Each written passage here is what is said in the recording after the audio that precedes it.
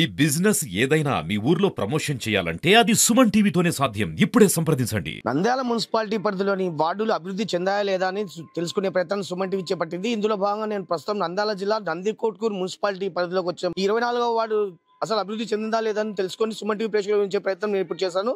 మీరు నాతో రండి.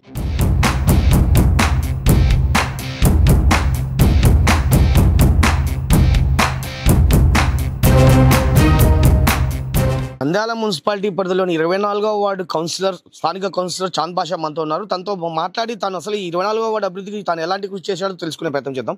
సార్ నమస్తే అండి. నమస్తే సార్.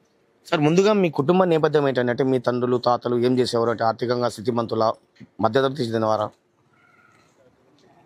గతంలో మా వాళ్ళు నందికొట్కూరులో మా నాయనకు వచ్చేసి 40 ఎకరాల పొలము, మా జనాయనకు వచ్చేసి 300 ఎకరాల పొలము. మా నాయనగారు వచ్చేసి ముగ్గురు, మంచికి పంచుకోవడం వల్ల తగ్గిపోయింది. మేము బాగా ఉన్నవాళ్ళమే. తర్వాత గతంలో మామూలు కుటుంబాలు పెరిగి అది తరిగిపోయింది. వాళ్ళు అయితే రాజకీయంలో ఏమీ లేరు, రైతులు. మేమైతే గతంలో నేను ఎంపీటీసీగా చేసినాను ఇదే వార్డుకే. అది తర్వాత మీరు ఎంత దాకా చదువుకున్నారండి? అసలు ఎక్కడెక్కడ చదువుకున్నారు? మేము చదువు ఏం లేదు, నేను కూడా సేద్యగానే. నేను మామూలు 8వ తరగతి వరకు చదువుకున్నాను. చదువు మీద మేము పొలమే, మాకు 4 గంటల సేద్యం ఉండింది. సేద్యం చేసుకుంటేనే మేము జీవనం చేసేవాళ్ళము. ఇప్పుడు అంటే మీకంటే మీ పెద్దలకైతే ఎలాంటి రాజకీయ వారసత్వం అయితే లేదండి, రాజకీయ నేపథ్యం లేదు. మరి మీరు రాజకీయాల్లో మీరు రాజకీయ రంగంలోకి ఎలా ప్రవేశించారు? బైరెడ్డి రాజశేఖర రెడ్డి ఆయన గతంలో బాగా అభివృద్ధి చేస్తున్నాడని చెప్పేసి మేము దాని మీద ఆకర్షణ పొంది రాజకీయంలో వచ్చినాము. అప్పటి నుంచి బాగా అభివృద్ధి పదంలో చేసుకుంటూ ఏమైనా వర్కులు ఉన్నాయి కానీ అప్పుడు చేసుకుంటూ పోయినాము. అప్పుడే మేము ఈ స్కూలు కూడా లేదు ఇక్కడ.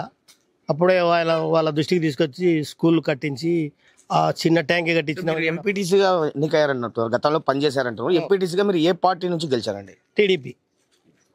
ఎంపీటీసీగా నేను టీడీపీ నుంచే గెలిచాను. అప్పుడు టీడీపీ నుంచే మేము ఎంపీటీసీగా వర్క్ చేసినాం. బైరెడ్డి రాజశేఖర రెడ్డి టీడీపీలో ఎమ్మెల్యేగా ఉన్నారు.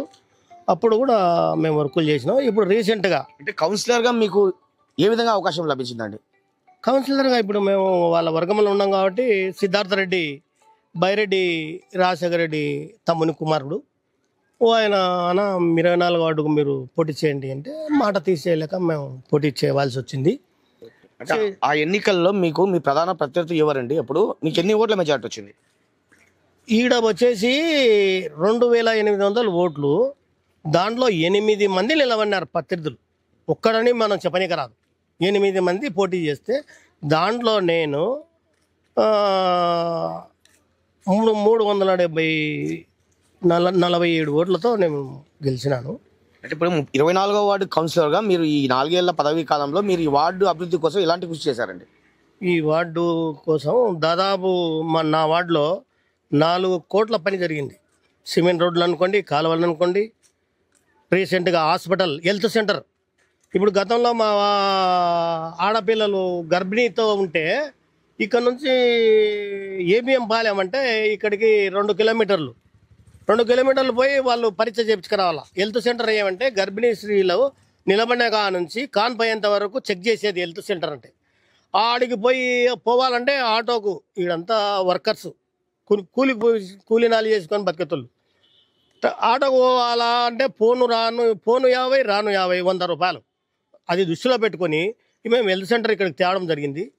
ఇప్పుడు ఆడపిల్లలకు అనుకో, అందరికి అనుకో, మామూలు బీపీ ఉన్న వాళ్ళకు అందరికి చెక్ చేసి మాత్రలు కూడా ఇన్నే ఫ్రీగా ఇస్తున్నారు. తర్వాత వచ్చేసి రోడ్లు,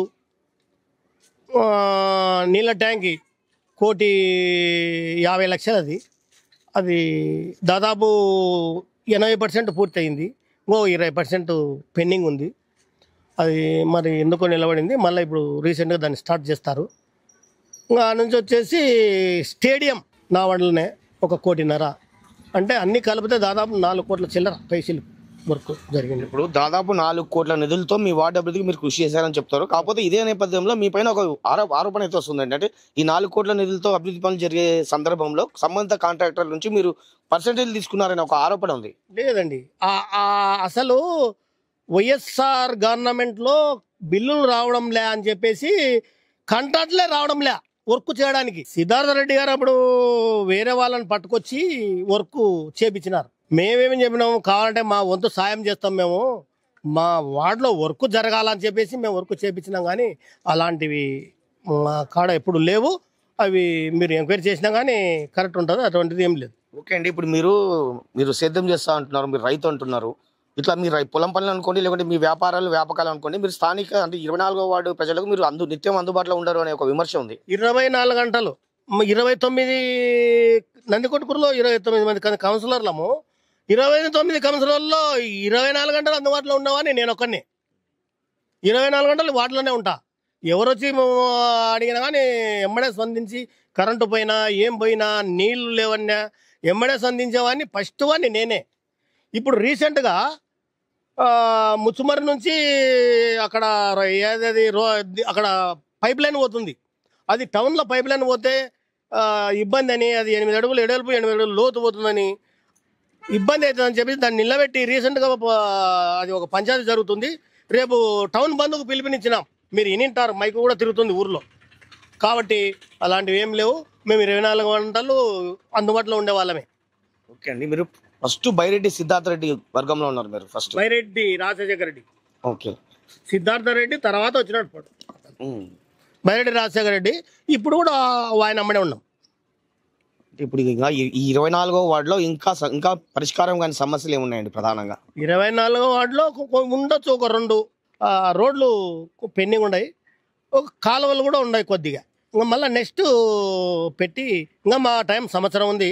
ఇప్పుడు మేము గెలిచి 4 సంవత్సరాలు అయింది. ఇంకా సంవత్సరంలో అవి కూడా పూర్తి చేయగలమని మేము గంటాబద్ధంగా చెప్తున్నాం. చాంద్ బాషా గారు మరోసారి కౌన్సిలర్ ఎన్నికల బరిలో నిలిచే అవకాశం ఉందా? అలాంటిది ఏం లేదు, మాకైతే నిలబడాలని ఏం లేదు. కాకపోతే నాయకులు వాళ్ళ మాటలను బట్టి వాళ్ళు వాళ్ళ కాదుకుందంటే నిలబడాల్సిందే, కానీ నాకైతే నిలబడాలని ఏమి లేదు. ఎందుకంటే మాకు కూడా వయసు అయిపోయింది. నాకు ఇప్పుడు 68 ఏళ్ళు వయసు. ఈ వయసులో మేము కూడా తిరిగి ప్రచారం చేయాలంటే కూడా ఇబ్బందే. మేమైతే వద్దనుకుంటున్నాం.